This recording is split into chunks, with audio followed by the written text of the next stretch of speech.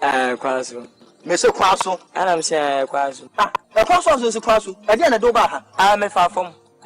Nananum. Hwe oba ma nananum bu fom beti ya yebu so te. Sam me asem fa fom ade. Nananum se dey na do be pie ha. Nana. Dedi kam watena si. DL News.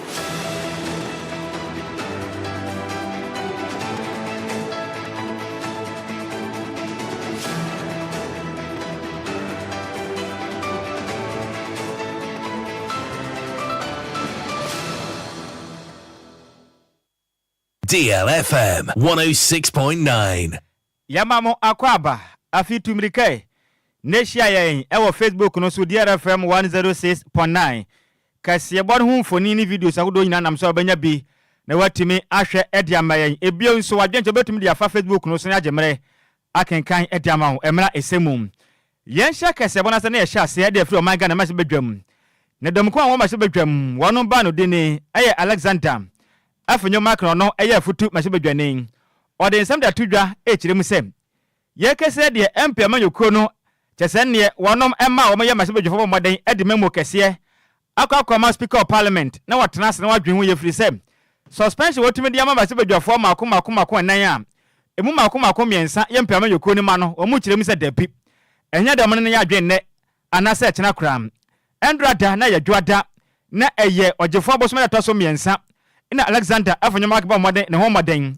Onda kuma nyina efrensem trefo nsia na mo se mo mara ne yanka nsem kire mo every sensem yo hono ma haye pam okati no kire mi say onum de enti a masebe djuma chia mehene right honorable Kingsford Suma na Baben ebetimi eji ono anga ne to me so emfa mra kwan so etimi aka che masebe djofo makoma nan say wonom aya basabasa e appointment committee fu anim nti wonom konkwa tena fie na wotwe makoma mienu dom kuma na kire mu say se ginasi a eye speaker of parliament etuo no enya de mo ne nya adwen ne ene nya adwen kra efrisa na mo na watuo ne nya de a efa emrakwan mu kra wono maka se kire mu sem omu so mo hu suade na nso wono mantumi entena se enya nhwe han saa ma dom kwese ye wo ma se bedwam ene speaker of parliament entumi nyina o manka se tumi a mo peso entete mo fa hodie so da tofi akwa bi nsi da ne senti waka se kire mu sem babi biara emra na bekonda tumi abo ne nipa makoma na ye na meka se no ya twa no ma sense omudwumadie mu e wa appointment committee na nim ni ma se bedwam no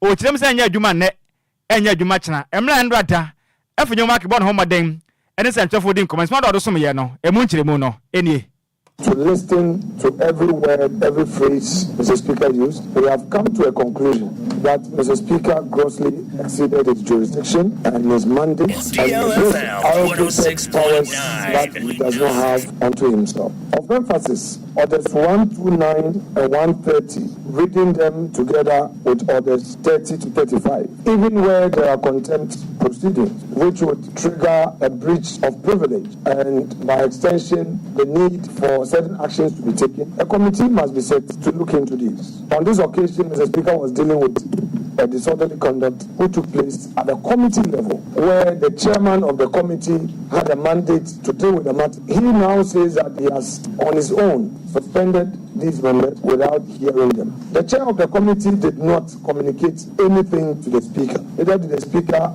invite any of us in leadership for any discussion. Well, on our part, we believe that though we disagree with Mr. Speaker, out of deference to him, we must still engage him, and we would engage him. Apart from that, the NDC has resorted to ferrying its foot soldiers to come and intimidate us. The insult, the bullying, all the insinuations, the attack. Sometimes we'll be walking and they'll be pushing us. The physical assault. We have brought this to the attention of Parliament Police. We are also going to beef up our security.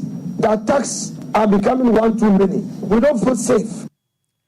Enuachi ena Alexander afanyo marking ekasa na ochire musem. Ade ba kwa ha omuye pa tete om titiro no. Eya appointment committee crack no. Ono mu kire mu se. Ni modembo eyo monyo. Ense ni yekura ni nyina ne sem. Amanyo sem no di dwumadi om de ahye ne nsa no edi. Wakase na ochire mu a wo hwa na moto a wotuo na. Watume de ne ho adi. Emye hunu se yes. Oye chiniye nipa NDC amanyoko ne bani senti. Dwumadi ese wodi na ma emu da ho fan sese bia sise bia ni mu no. Onkwane saa.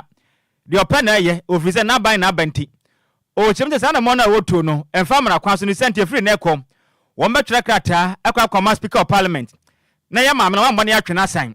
so ansesa na adwen de ometwena san na afei so ansesa na adwen de omema mo so be san o madwen efiri se dwumadi a odie no o kirem se tepi nya de a edin de bram de ama no ese kra no so de nsem sei edo tuja enrada. I want to zero in on the clerk to the committee. Some people are asking us why our pronouncement on the clerk to the committee. The clerk to the committee is a partisan clerk. She is not a neutral professional clerk. She's caused us a lot of discomfort. We've tolerated, accommodated her. At this point, it's getting out of hand. She advertises at midnight. As a minority leader, I am to know those to be vetted the next day ahead of time. He doesn't share that with us. A lot of times I have to manage the pain, the frustration of my members and take responsibility. Committee reports. So far, I've accommodated this. All the reports we've been debating, not a single one of them was brought to me to have a look. The practice has always been that because it is majority and minority, yes, some people are saying, wow, because we accommodate, we are very tolerant. So we don't talk about some of these things. But today, for the public to appreciate why we had to go that way, I'm explaining. The essence of the report is for us to have all our input in. This lady, who with so much respect, will do none of that. But it's the same person who was the clerk when we finally handed over to the majority leader and the minority leader. The practice has always been that committee report must be shared by the ranking and the chair. So ne krakra mo no ene dam kuma na ekire mu say openi pe ne Ghana man penin John Dramani Mahama body den so hwe o man Ghana amanone ensem so okujetu abrakwa no oye no tom se bedwani no mu kire mu say sabe empenifo asese atentehuro ho etua woto a ehurija onam Ghana na wakwakwada eye olar eye committee no wakwakwaya chairman de ma wonom wane mu kire mu say ne wane mu tata Ghana de hye bi empenifo on beso momen echenso mabokro no no madada Ghana fo di Ghana sika Alexander Fanyoma ka echirim se ono echese na okujetu abrakwa no atentehuro na bitua no to waka kire Ghana fo nyina se na busuma ketua waje no 15,000 Ghana cedis pen waje nanso ne baby ya watine da ya watimu no and 15,000 na waje antinkafia wutimu ni o chirem so ono nso kata so sana pro ne bi bo no ho ye pani senti o hwe ne ho ye firi se 7 penifo ase atentehuro hwe se tua woto a yehurija ene so akire ni nsemu sei. Because of ICT, everything is on the internet. People should go and check 1997, the JH Mensah vetting, minority leader. They should go to Alban Gbagbo, and there I want to stay there for a while. Honorable Alban Gbagbo, MP for Nadole Kaliu, and minority leader, I go and check the vetting of Haruna Idrisu and Muntaka. These were two strong men who tackled our nominees. They should go and watch. They spent hours. Haruna Idrisu spent hours on our nominees. Muntaka had unlimited questions. Muntaka was a deputy ranking. In my case, Mama Pat, my deputy, who is a deputy ranking, is given only 3 questions. The maximum she goes is 5. I invite the NDC aggressors, the intolerant foot soldiers, the intolerant extremists of the NDC who are attacking me and attacking our caucus, to go and check Muntaka Mubarak, who was even a deputy ranking. The unlimited number of questions that he had, showing videos and all, their own darling boy Ablakwa, the unlimited opportunity he had, scrutinizing CVs. Today, when his CV is being scrutinized, he says he's a tenant. 15,000 cedis is what he disclosed as his regular income. And he said to the whole public that all he earns is what he gets from Parliament, 15,000 Ghana cedis. He doesn't do any other work. Yet he's able to afford airport hills for 8 years. Every month he pays. I leave it to the jury out there. Any awoti ye ayo my Ghana. Idomko mo masibedwam wono ba no dinia ono kra nso na waye efutu masibedwane Honorable Alexander Efenyo Markin. Yanto akase bone so na Samuel Okujeto Abrakwa enso adelinse mabetudwa e dia fence nsema ekoso no ono ye minister ye nominating for foreign affairs ana oche se ade a waya krado ye pa se obesan aba second round for vetting no into an appointment committee ni so my ready so ebe ne vetting de na ono so waya krado ye papa person say minority leader no ebisa ni nsem bebra wo se oyi ano na ade a vetting ya ba we san basabasa ye course wo ha no nam so ma ye speaker of parliament Alban Gbagbo a suspended Shebeja 49 say omonko tena fie eye na watchu mienu na enu achi no mahu de ombetimi ede aye ana eye Facebook post bi aye na Shebeja ni ede man not ton ede beto na oche say yade a waye ready ye papa nti se committee ni friend a yade a obetimi aba ni titru pa ene eye minority no na so akwai ti se omayi omani ede amano no no aso na eye otitene ni ede ma eye operation recover all loot eye ora team no ana oche say boni bia ni hu say obi ye boni a obehwe no waka ho asem nti onu do nim say ade oye ne de nya ade aboni bia ewo ho na emom eye ade a oye no de aboa eye oman no nti we ni nsem a eye minister de ma foreign affairs eye Samuel Okudzeto Abrakwa ede abetuja yentu akase bonu se mbon fanwure mu en ne yenkopie mu ewo jezende nam 1 na kache men's good na customers mbon modern do musika ekwesi ewo nam 1 ewa kopa sika nsi ho a edu ba bi na kwaje ta wonu makasa ede adesre ede atoga na mampani John Dramani Maham be mo bo adenim se ne manim yata wonom ekotodwe egufam toto sra na da se ombehia eye bailout kakra yankopɔ ya adoma eye 2025 budget no onfo mo so akwa homa body ne fanshem everise ne wonom ho papa wonom ye pam na nkata kakaka adichere koma eye oswafo hwe omaga na sika sem so Dr. Kesela Toba Force no eye adwumako enyan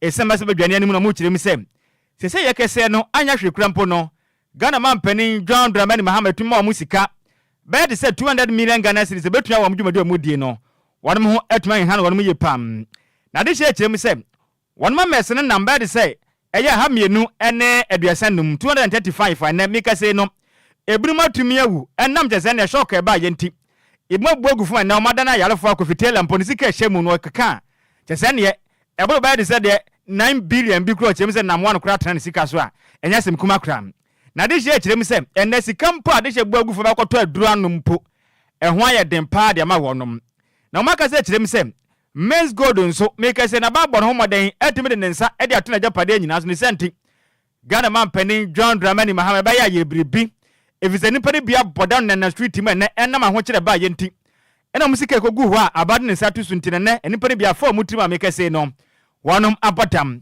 adehye na ka say kirem say de akoso ne Ghana mampani amon ho moden amfa ne ensifo no wanye bribi adehye no wanhwe na masetrem ebe koso a kire omo ye pam na de se wo madan agemre ene de kasa batwen kono mo kirem sem de yakoso no yanti adesre wo de Ghana mampani John Dramani Maham ba ya bo madan na ya bribi fi se de yakoso no ene enye pa mo se na mo de to ye nimu no e mo kirem ni ne 135 na wa hwe won kwa men's good customers da woto abanumpo no dam da na obi fimu ina yehu da ya na ho no kasena gina ohia sika na wa community nkofo na we no obi out of shock obi no community suicide nipa ba 304 wo community suicide le minim no ba 2 a e kro wakaso a okọ efum no okọ sen no owi ina ho a obi so okana no eduru owi obi nkra de sisi a we fifie wo street no do Samika street na tase sabi wana dream ena obi kura nenya sabi ohun ade nenya efra wona yereba horo na oyezin oyeyew na yeni situation no chere ya for the past 6 years yenya hu imboye bia nti yana yesre yana mapanyin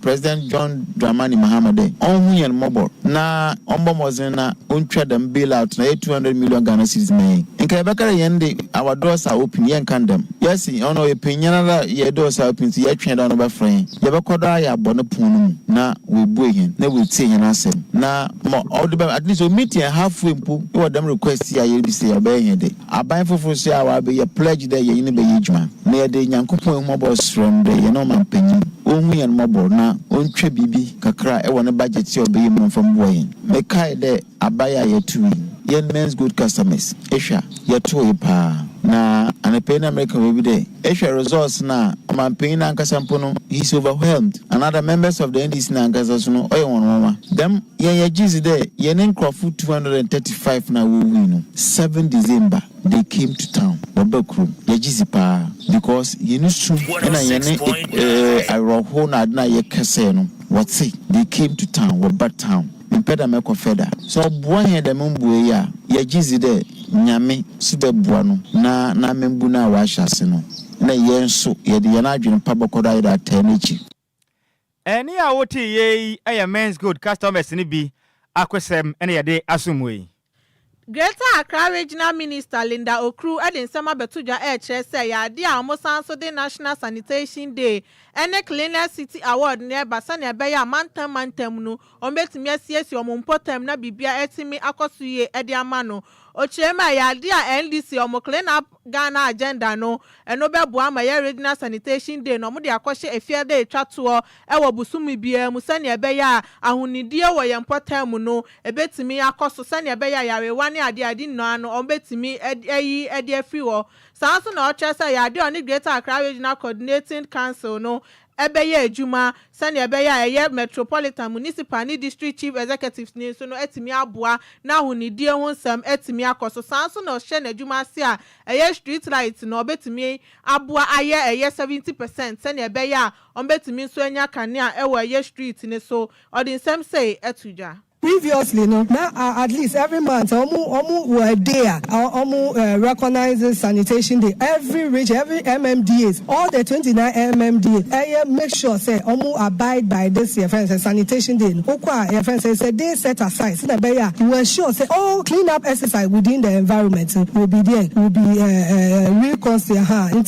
Sanitation Day. We'll bring it back, and all MMDAs will observe accordingly. Juman Ejina MMDAs. Any MMDC, so we cannot survive without them because Usha sanitation or market they are responsible. All the 29 MMDAs they should be responsible. Somebody checking all this. It is very key. It's very crucial. Say we are saying elections are this is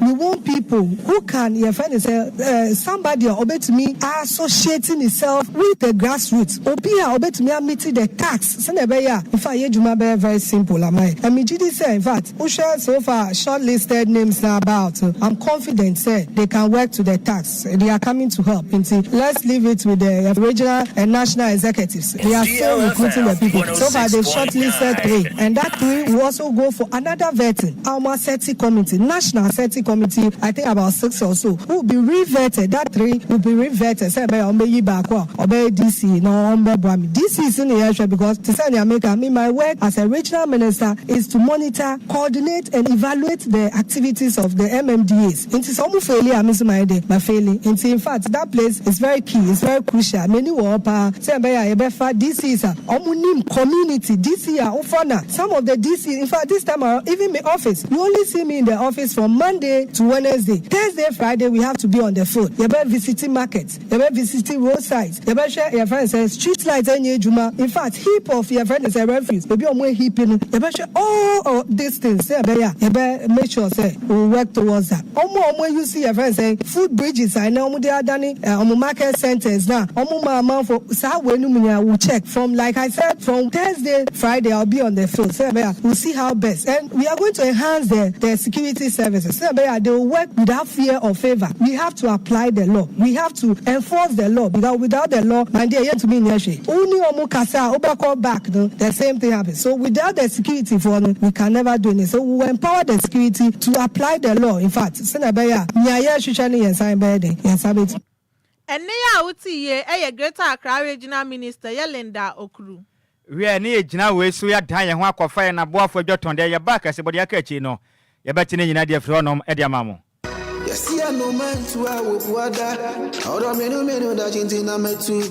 Makwantu ohunsam eye medadwen nanso me yensam tro ne nti menya adagye ye hwehwemu ekohu Sunday Sam's consult na wonom nti ende metimi ba menya abre ne adagye ekenkan ye eye investigations about womo ana me hu se wo apply for visa assistance a enfeli efri se wonom e wo track records madansi die nie ma me nintreo Sunday Sam's consult edi Britia webi ebeje wo visa amount. Say we call United Kingdom, Canada, Dubai, Poland, Croatia, Nafe Kradia, Serbia, any Greece in so abeka ho work permit etechere. Ma mentre wo mo etchere kwan. Sunday Sam's consult e wo Ofanko barrier, Asofan, our Ben Wise Park Hotel, e wo Asofan New Station hono a. Phone number 0244291546. Email address nso e samuelowusu626@gmail.com. Yeti ehudi enti, we connect dreams with opportunities. E manenye wadwendwen, frɛ wonom na nso bedi adanse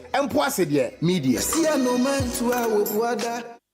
Yemamo Akwaba afe yanto akasebo ne so ewe nigedie mu a na ye prophet Ojaba ya limsa na wache etwa mu de ne honsam de etwagu ye social media ne so ye papa chese ye wura na watwuni adwensenka bibia akoda din ye ho na abawe bia ye frɛ no eye afia ne din ode wa TikTok no afia ede nsam so ebetu je kyerɛ sɛ eye ade one na danfo ekɔ eye prophet Ojaba sorry sɛ omo okona ka honhom fam no watimi abɔ mo ho ban ede amawom eche no be hu se eye Ojaba na ni je ye na danfo yi ho a one ne kasa ya bibia timi ekoyie na afi omo start so mo twe eye mpna emu adin ye papa Ojaba bɔ ne homodia na eye na danfo yi se bi ekoda ya owie ye no ma na ye 200 Ghana cedis owie no de pe account na chese 200 cedis pe anode ma eye na danfo yi Actually, no ofre Ojaba mfa omo de ye numbers for front so friend na asam Ojaba betimi aka chom ne say so man hwe ya de obema asase so de aye tantan e de ama o ma chese ni je no omo nya bi e wa asase yi so da we ne nsem a ewra no e de tuja the prophecy and a first time not say Meshawa I was sent to see our America but be being no like you are not there na mon Meshama ye beauty girls me kind of crank obia obehu ye bia no adwuma obe susu ye either say ye beautician and I say maybe imagine say we are hookup girls or something but so okacha say we are beauty girls that is nothing I feel some madam from in so with the prophecy and a first time not say Meshawa I was sent to see our America but be being no like you are not there na mon Meshama ye beauty girls me kind of crank obia obehu ye bia no adwuma obe susu ye either say ye beautician and I say maybe imagine say we are hookup girls or something but so okacha say we are beauty girls that is nothing I feel some madam from the day ne ma mi fie mu honom emu ye den a whole lot but madam for 9% obema ne look stupid nti o cancel no so ano de Eliya uti ye ya bayu e bia ye friend afia na o chese eye Ojaba ne na danfo yi atwem pna chese e kire no 200 cedis pe ana ode ma ye na danfo no abaya no edio ono so kire se na danfo ne ho akodi ma na ne ho akodi na danfo na nkasa mambontin Sebia wansa ne oka no se na danfo no on pese eye Ojaba ebe fele bad nto ye oka bibia osikoli oka bibia akoli so kire se na busua fie nya kura babia na ye me ni so hwe oba ne na ho fe na wonse Ghana se na ye Ghana ye nimu nye Tela ye na ye Ghana ne ye nimu nye na se wo Sikapa kura me se wanimu nye da nye ze na dan wo kuro mu yi ka se boni official on you yate. It's official. DLFM 106.9. Ye free asofo ne sensemu a na ye toase we de ye body ewura ye akwanso. Na Mr. Mashar KM Bobebi or your president Edema Association of Certified Driving Instructors of Ghana. Omade den smart to dwa echiremi se. Ahyenkafo behia tete ya pa efa o mahye ntwem free se. Se wo be ye obi abetwehwan pa na woni se benimde a ode betwe ebedu baabi no nipa nkwa wanhwe a no waka moja edi agukram ode nsam do tudwa echirem se wo hwe omanga na yatim sese na nkwanhia wo do etese no dodo na da efra ahyenkafo no fomso openi eye bobobi egaze na ochirem se ahyenkafo dodo na da wonu ni tete o ne dia ne se je wakọbọ nsuo tetiria na bia na omoda sukura mu okwahoro ka ne sa wo de ba na ja o ayema mpake ma no wa parke no de akwakwesi wo de ama sa eya ya no akwaje license eja enempo de ebunu tumi fa kwoti kwan kwaje nti no akwaje bi no akwahoro de atina trotro ka yimu no otwi ade akwaba sam o kirem se nkwanhia esi dodo na every sane ma no wasaga ze kirem se ahyankafo dodo na omani sabbe kokwa asi so wahunu omadi de mu nyanti omono hunu hwe no mani so ase see one time who are you sa ohu kofi usu asikofi Yesu sa na ekoso wa yakwa so nti okirem se mna so sa hyenkafo no made agye ntete pa no mo kwan do mefa so adi ahyentwe so eho mra so na atumi wa my Ghana nkwanhya do ekoso no eso atumi atem odi se de tudwa e mra na association ba no moden no great one ka parliament term ona ne yensem training every something kuma twetwe nkoma no okirem se wo hwe emre bia atwama nipa kwa horo ka ne wasunya ka atwi no bi na mantwe asa wo mpa ka ukama asa na wahunu twi nanso ne nimdi aba ehu nya se Ghana ne betena se na wakofa ka ekwatwi ne basa na koka enipa nkwa ede agu wasaka ze kyerem sem ya kwan dodo na so nye ni senti mpelifo mmode na omonnan ema omoto na momwa na kwan hodo wasese na munsiesie firi se no so kan obi nene eye kyese ne nkwanhia hodo na ta kwaso bi opam wasaka sa kyerem a oma ya timu sese na du babi mpanse ntwrafo nso ye wo bika every sem wohwe amemmo na yedi makotere ye pa ne senti yemfa yanum timu bi na da biada yankasa na mmoa na hyenkafo mommaden etwika basa no wanom entwe mo ho fanfiri sa anamabone etu hom wakasa kyerem se yawo ahyantwe eye school bi makoma ba de sane ha miensa ne aduanan 340 driving schools a wopese otwika mommaden na kosua na kwaje ntete na hunu basis ahodo efa eye ahyantwe ho evriza wontumi nkotena stia nim enkotwika basa se de wa wope na mfa ni pankwa nkogura to prefri se ye ne sa emmo mama Ghana kyesen ne ekure ya de biala da ye kwa bo ne ensaguyeti no eso etumetwa opani an din ede marshal KM bobobi wakaza kyerem se sana montoi ahyankafo ndi so na Ghana fo nyina de betumi aboma sentwie basa na finso inkwanhya Adwoa tasie no eso etumate ojemani ensentwie ne every Samson kuma twetwe nkomo ne smado de som ye no emu kyerem nie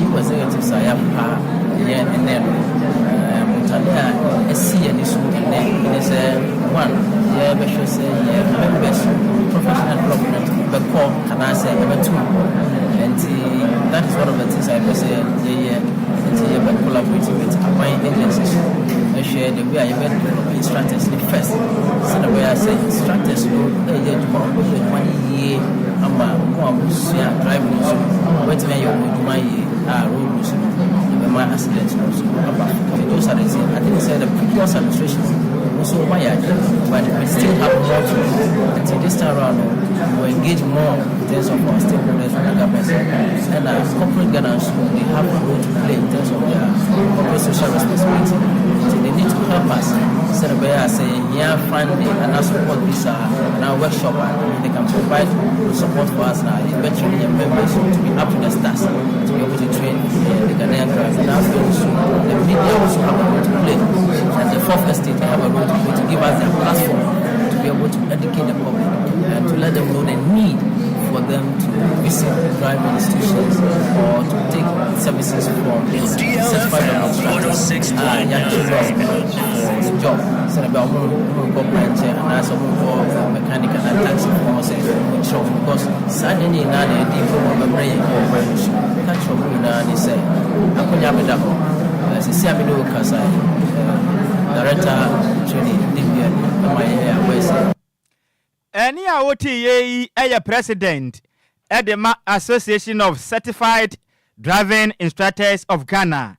Nedin at the Mr. Mashar KM Bobobi. And oje mani and some training. Every Samson Kuma to train como a munch remunya de asmo a yeni enko Facebook is na Ghana for adventure no. Ye can be enfamount. We every Richard Ashen which him say good afternoon to you, Pentecost Elder. Takradi Kwadwo Krom Twabe Wude Shekwankron in Nhyiraba Kwadwo Sammy B and Adwoa Agyei Sikapa say in fact their news is official. Sweet like bird meat. This is Richard Ahwe alias DJ Ghanaman inside Great Station DLFM and next. Happy belated birthday to you Kwadwo Sammy yo yada se pa senior nyame wo hira won so why. Deleka yete no chem say good afternoon senior yenso yada se pa. Kofi Parliament which them say DL news is loud and clear inside Agunabo Bikuma Upper the best news ever. Senior Yansia Dassing. Way every Baba Mahama Boase or say President John Mahama and the NDC are resetting Ghana. Prices of fuel are gradually going up. Onapo you Yansia Dasapa Onapo Yadasa why you Hansen did no say good afternoon, Sammy B and Adwoa Agyei Sikapa. Thank you for your good work. Dear all the way or here live ready for Atomic Hotel Dansoman. Since Yakasian senior man, chief of staff, Charles Mante, all the way, US, Mountain to senior. That's a pa, senior Mante, your chair, on so crowd, pa. Way every senior man, Charles Mante, or say it's time for Ghanaian leaders to regret churches and we out all these false prophets. Enough is enough. Churches and then weed. Okay. A time for Ghanaian leaders to regret churches and weed out all these false prophets. Enough is enough. Yo, let's say, mkonsefo true for no. E ma so say, ye dem na beta sorry ye ho. Na wo no ma sabe o ma ye nwura no. Ene asofo na mo hye nkromtro no. O matumi ado o mo nyina afiri honom. Sikapa. Kwadwo. Senior Charles maintain e ka say. Yo kan le dey. O se nso dodo na ewura dodo. So we are sofo ni bi ne nkromtro bi o mo hye na. E ma do say dem na baba na ye do o ma mo ye di antrofo ni nyina afiri honom. Na wa hye se obi anim sabro chire no na che se eh say ne de se fie nya ni pensu tuwe onim se ni fie ye se ni fie nya se bia na ofie nya mpa o edio senior Charles Mante DLFM nice US mountain so wi ya chia we pa wi Ghana man na aha na ebeja na kasebo na de ni nyina sie kasebo mu semufo eye maze mebel entwene se mu edi mai kofite de kopie mu Facebook no eso beta asare nso boy kase bodem mu na so odin ye part se bia boa kusie no na so be nden wo de anya wo de anono ene anu mi na ebesum awie nso edi ameje so takra de kodwokrom twebe wo de se konkron Nhyiraba Kwadwo Sammy bi mene Adwoa Agyei Sikapa yes harasema na Adwoa Sikapa betnase na wabai obatia ne na dia wa dwumadie no oni sexy journalist na motnase ne epantoma ya de Lumba no nyuma oti bi ache ene nyuma wote a wa woto a wonte ase no be won homoden atumi break ni hina dama so hu de yakɔ ne pa wo dia la waso mo bibia mo aniti a adehye Midimafo pokwase Maira Accra midimafo